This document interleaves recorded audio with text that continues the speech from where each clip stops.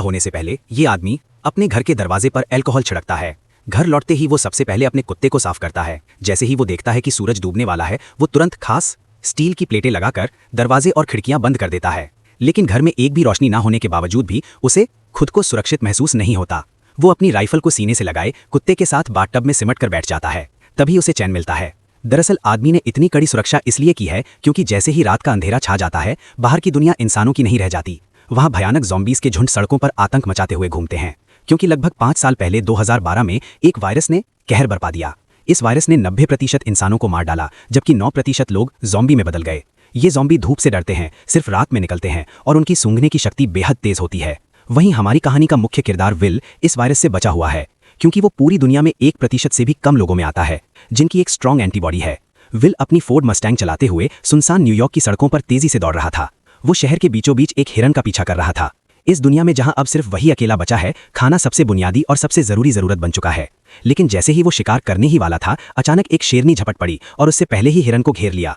शिकार छिनते देख विल शेरनी को मारने का सोचता है। तभी एक शेर और एक शावक भी बाहर आ जाते हैं। तीनों को देखकर विल को अपने मरे हुए परिवार की याद आ जाती है। वो गोली नहीं चलाता क्योंकि वो जानता है कि शेर प्रकृति का संतुलन बनाए हुए हैं।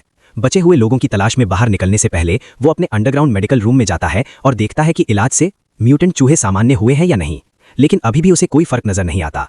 दरअसल विल एक बेहतरीन वैज्ञानिक है। उसने वायरस वैक्सीन पर आधारित जीन थेरेपी विकसित की है। जब उसे लगा कि आज का दिन भी निराशाजनक रहेगा, तभी उसने देखा कि एक म्यूटेंट चूहे में अब हमला करने की ताकत नहीं रही, जिससे उसे अंदाजा हुआ कि चूहा धीरे धीरे सामान्य हो रहा है। अगर ये चूहे पर किया गया एक्सपेरिमेंट सफल हुआ तो वो उन ज़ॉम्बीज़ को भी सामान्य इंसान में बदल सकता है। दिन के समय बचे हुए लोगों और ज़ॉम्बीज़ के ठिकानों की तलाश के लिए विल हर रोज सुबह ठीक 8 बजे घर से निकलता है। वो हर दिन गाड़ी चलाकर वीडियो स्टोर जाता है, वहां सीडी बदलता है और पहले से रखे गए पुतलों से हालचाल पूछता है। ये देखकर कोई कल्पना भी नहीं कर सकता है कि कोई इंसान कितना अकेला हो सकता है कि उसे पुतलों को दोस्त बनाना पड़े। वो अपने द्वारा गए हर स्थान को नक्शे पर चिन्हित करता है और उन जगहों पर खाना और जरूरी सामान इकट्ठा करता है। अन्य बचे हुए लोगों की तलाश में वो हर दिन ठीक दोपहर 12 बजे रेडियो पर कॉल करता है और चमत्कार की उम्मीद में गाड़ी चलाकर घाट तक पहुंचता है। लेकिन पूरे 3 साल बीत गए, उसे कभी कोई जवाब नहीं मिला। अकेलेपन को कम करने के लिए विल दोपहर में एंटरप्राइज एयरक्राफ्ट कैरियर पर जाता है और एक विमान पर खड़े होकर गोल्फ खेलता है। लेकिन इसी दौरान उसके कुत्ते ने कुछ अजीब देखा। दूर कहीं हलचल हो रही थी। विल तुरंत राइफल उठाता है, स्कोप से देखता है और पाता है कि वो एक हिरन है। वो बिना देर किए कुत्ते को लेकर शिकार पर निकल पड़ता है। लेकिन तभी एक बुरी घटना घट जाती है। हिरन इधर उधर भागते भागते गलती से एक बंद जगह में फंस जाता है और घबराकर इमारत के अंदर घुस जाता है। शायद कुत्ते को बहुत समय से मांस नहीं मिला था, इसलिए वो भी बिना डरे उसके पीछे इमारत में घुस जाता है। विल उसे रोकने की कोशिश करता है।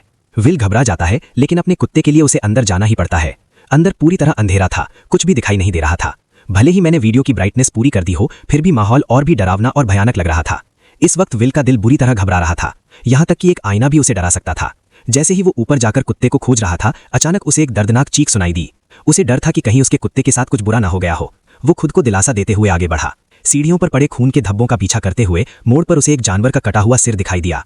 राहत की बात यह थी कि आगे बढ़ने पर उसे पता चला कि वो अभी अभी मारा गया एक मूस था। लेकिन मूस के चेहरे पर मरने से पहले का डर साफ दिखाई दे रहा था। ये देखकर बिल ने बंदूक तान ली और चारों ओर देखने लगा। तभी उसे एक और डरावना नजारा दिखाई दिया। देखते ही देखते ज़ॉम्बीज़ का झुंड उससे 5 मीटर से भी कम दूरी पर था। विल को अपने कुत्ते के लिए हिम्मत जुटाकर अंदर जाना पड़ा। आखिरकार उसे एक मेज के नीचे उसका जर्मन शेफर्ड मिल जाता है, जो बेहद डरा हुआ लग रहा था। जैसे ही वो आगे बढ़कर कुत्ते को बुलाने वाला था, कुत्ते की निगाहें सीधी विल की पीठ के पीछे टिक गईं। विल को कुछ गड़बड़ महसूस होती है। जैसे ही उसने पीछे मुड़कर देखा, एक भयानक दृश्य सामने आया। विल अपने कुत्ते के साथ पागलों की तरह बाहर की ओर भागने लगा, लेकिन आखिरकार वे ज़ॉम्बीज़ के हाथों पकड़े गए। लेकिन अच्छी बात यह रही कि विल समय पर काली खिड़की से बाहर कूद गया और जैसे ही उस पर धूप पड़ी, ज़ॉम्बी तुरंत जमीन पर घायल हो गया। अभी अभी का अनुभव भले ही विल को डरा गया, लेकिन इसी वजह से ठिकाना भी मिल गया। ज़ॉम्बीज़ पर प्रयोग करने के लिए विल ने बाहर एक जाल बिछाया। उसने अपने ही खून की एक शीशी निकाली और उसे इमारत के दरवाजे पर रख दिया, जबकि खुद बाहर छिपकर बैठ गया। वाकई सिर्फ 2 मिनट 30 सेकंड के अंदर ही एक ज़ॉम्बी जाल में फंस गया और जैसे ही जाल सक्रिय हुआ, एक जिंदा ज़ॉम्बी जबरदस्ती बाहर खींच लिया गया। लेकिन तभी एक गुस्से से भरी दहाड़ के साथ एक डरावने चेहरे वाला ज़ॉम्बी अचानक बाहर आ गया, मानो वो विल को तुरंत ही जिंदा खा जाना चाहता हो। वो खुद भी नहीं समझ पाया कि ये ज़ॉम्बी इतना गुस्से में क्यों था। घर लौटने के बाद विल तो बस ज़ॉम्बी पर प्रयोग करने में ही लगा रहा। उसे बिल्कुल अंदाजा नहीं था कि ये फीमेल ज़ॉम्बी असल में अभी अभी दहाड़ रहे उस ज़ॉम्बी किंग की पत्नी थी। विल के उसे पकड़ लेने की वजह से ही ज़ॉम्बी और इंसानों के बीच जंग पूरी तरह छिड़ गई। वो तो इस शहर का इकलौता जिंदा इंसान था, लेकिन उसे हैरानी तब हुई जब उसने देखा कि एक पुतले का सिर अचानक हिल गया। और भी डरावनी बात यह थी कि ये पुतला जो असल में वीडियो स्टोर के दरवाजे पर होना चाहिए था, वो अचानक कई किलोमीटर दूर कैसे पहुंच गया, ये किसी को समझ नहीं आया। इतने में ही बिल ने अपनी बंदूक निकाली और पुतले पर तान दी, ये सोचकर कि किसी इंसान ने यहाँ पर उस पुतले को रखा है ताकि वो विल से बात कर सके। लेकिन उसे आसपास कोई इंसान नहीं दिखा, क्योंकि असल में ये एक जाल है जो ज़ॉम्बी किंग ने बदले के लिए बिछाया था, क्योंकि उसने उसकी पत्नी को पकड़ लिया था। जब विल पुतले के पास जाता है और उसके नीचे पड़े पानी को देखने के लिए झुकता है, तभी अचानक ज़ॉम्बी किंग द्वारा बिछाया गया जाल सक्रिय हो जाता है और विल हवा में लटक जाता है। विल के सिर पर लगी चोट के कारण वो बेहोश हो जाता है। जब सूरज डूबने वाला होता है तब विल अपनी अलार्म घड़ी को सुनकर जाग जाता है। जैसे ही सूरज की रोशनी खत्म होती है, डरावने ज़ॉम्बीज बाहर निकल आते हैं। तभी विल अपनी कमर से चाकू निकालता है और घबराकर अपने पैरों में बंधी रस्सी को काटता है, लेकिन जैसे ही वो जमीन पर गिरता है, चाकू सीधे उसकी जांघ में घुस जाता है, जिससे अब और भी ज्यादा मुसीबत हो गई, क्योंकि डूबते सूरज की अंतिम किरणें गायब हो रही थीं। अगले ही पल विल को गड़बड़ महसूस हुई। सामने की अंधेरी इमारत से डरावनी आवाजें आने लगीं। इतने में ही ज़ॉम्बी किंग सामने आ गया और उसने 3 खूंखार शिकारी कुत्ते छोड़ दिए, लेकिन सूरज की बची खुची किरणों की वजह से वे उस तक नहीं पहुंच पाए। पर कुछ मिनटों बाद सूरज डूबता है, ज़ॉम्बी शिकारी कुत्ते पागल होकर हमला कर देते हैं। इस वक्त हमारे मेन कैरेक्टर की जान घायल है। उसकी जिंदगी और मौत के बीच उम्मीद की एकमात्र किरण है। वो जर्मन शेफर्ड है जिसने उसके साथ इस प्रलय में साथ निभाया है। ये जर्मन शेफर्ड उसका एकमात्र साथी है, उसके जीने की वजह है। उसे डर है कि उसका जर्मन शेफर्ड मर ना जाए। चलो, कार में एक पिस्तौल रखी थी।